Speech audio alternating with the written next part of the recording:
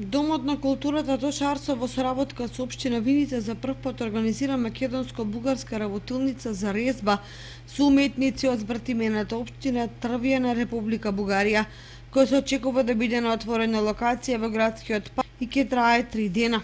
Започнува на 9 јули, кога ќе пристигнат 5 ученици од најпознатото уметничко училиште за резба во Бугарија, од градот Трјавна, збратимениот град на Виница Трјавна.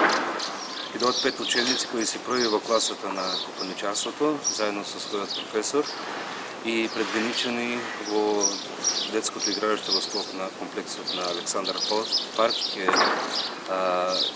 имаат своја работилница, значи ќе создаваат своји дела кои граѓаните на општина Виница ќе можат слободно да го пратат процесот на изработка на едно копаничарско дело од почеток до крај.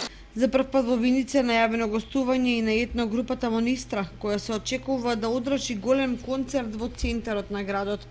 Македонската етногрупа, која свири на изворни инструменти, се етаблира како многу успешен презентер на македонската етномузика, која се следи со силно внимание.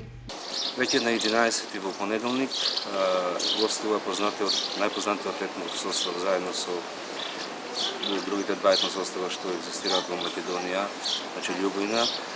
Тоа е етносоставот Монистра, кој реков, значи е еден од најпознатите етносостави во Македонија. Ќе одржи исто концерт, целовечерен концерт на платото пред Александар парк, пред детското игралиште. Таа улица ќе биде претворена во пешачка зона, значи слободно граѓаните нека погледат и нека постојат еден наистина прекрасен концерт. За Павловден продолжува и баскер традицијата со перформанси која воодушевуваат младата популација. Во духовниот дел свештените лица од храмот Свети Архангел Михаил нејавуваат камен темелник на камбанарија во дворот на црквата Свети Лука, чија изградба привршува и на есен се очекува нејзиното официјално осветување.